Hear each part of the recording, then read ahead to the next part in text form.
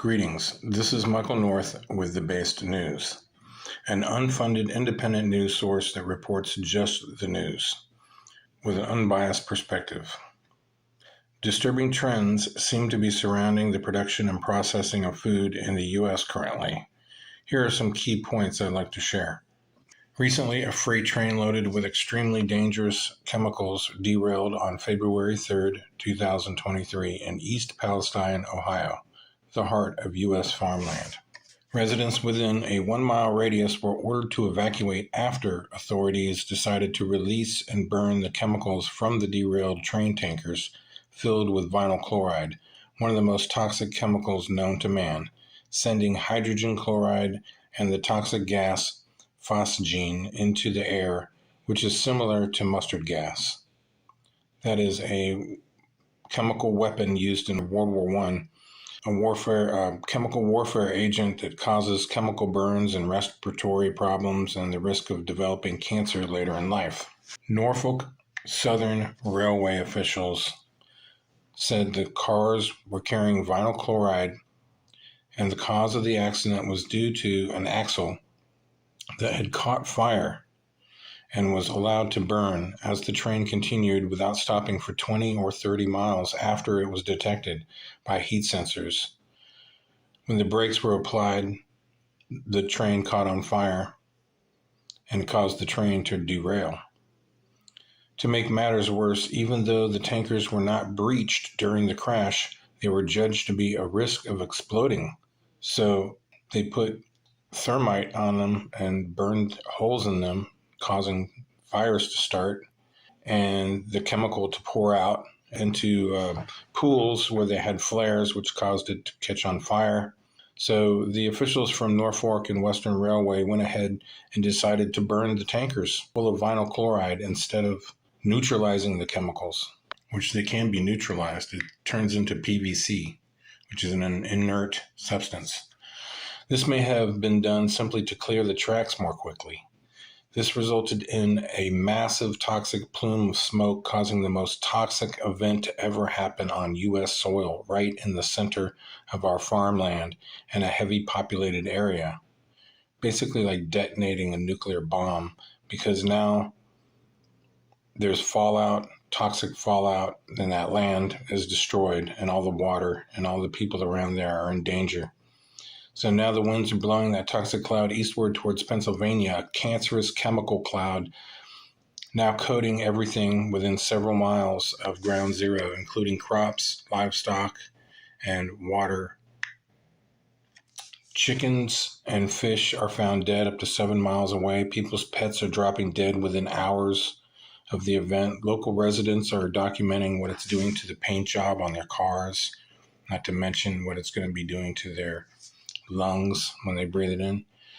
The person responsible for making the decision to blow these tankers should be held responsible.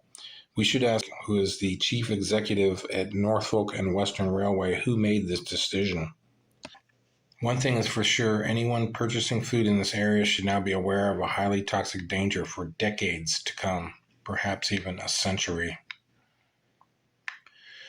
There is no telling what future health hazards will arise from the ground and water contamination and how far this will spread into the air. It's floating towards Pennsylvania and New York, our biggest, most heavily populated city. Coincidentally, just 2 weeks ago, another train was derailed near Shreveport, Louisiana, causing a toxic chemical spill, causing locals to be evacuated. Except this time, the hazardous material crews neutralized the chemicals instead of burning them. The cause of the derailment was unknown. Another coincidence was how Netflix just released a movie called White Noise, somehow eerily predicting the train derailment in Ohio earlier this month. The similarities between what happened in that movie and what happened in Ohio are amazing. It leads one to wonder if this wasn't some form of cognitive conditioning of some sort. Another disturbing trend were the 20 fires at food facilities that mysteriously occurred in 2022, a much higher figure than on average. Another factor that could be added to the growing problems for food processors is the soaring gas prices, since food must be transported from farms to processing plants to food stores and then to your home or business, adding to the overall cost. This year, we have also seen Bill Gates buying up massive amounts of farmland. He currently owns 270,000 acres spreading across 18 different states. Also, Amazon CEO Jeff Bezos is investing in farmland on a large scale with his ownership of 420,000 acres, mainly in West Texas. It all seemed to start several years ago when Monsanto, a producer of toxins like Agent Orange, a chemical used to destroy vegetation that was sprayed over the jungles of Vietnam in 1979 when our troops were deployed there, resulted in a class action lawsuit that was filed on behalf of 2.4 million veterans who were exposed to it. Monsanto also produces Roundup, which it sprays on crops. The active ingredient in Roundup is glyphosate. Glyphosate is a toxic pesticide widely used on crops. It is sprayed on oats right before the harvest. So it ends up in many products like cereal. This toxin is known to cause a significant effect on brain dysfunctions and motor function disorders. What's even worse is they have produced genetically modified seeds called Terminator seeds in a laboratory. They spent lots of money to create Terminator seeds. These seeds prohibit the natural evolution of the crops from occurring, and instead of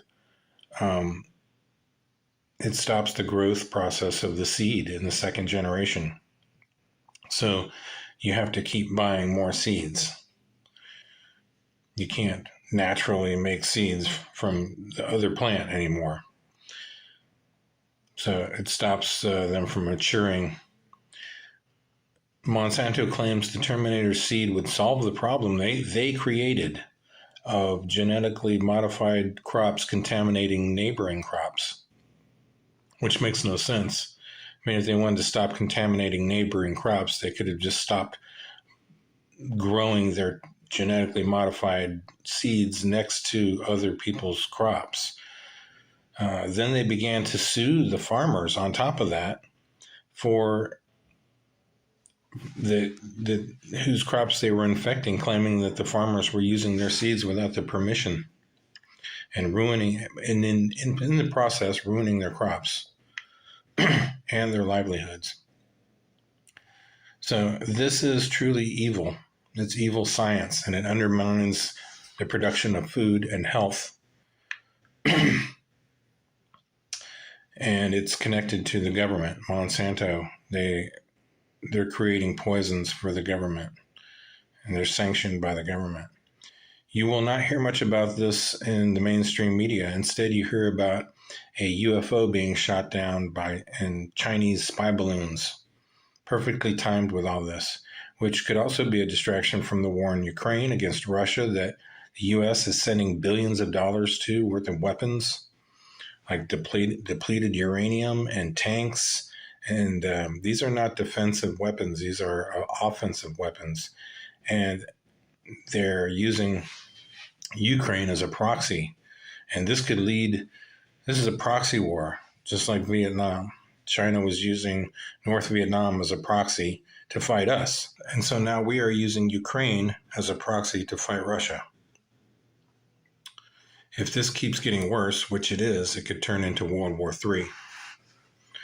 Also, Pfizer was just in the news as Project Veritas confronted them with dangerous allegations, which also seem to be getting swept under the rug, so to speak.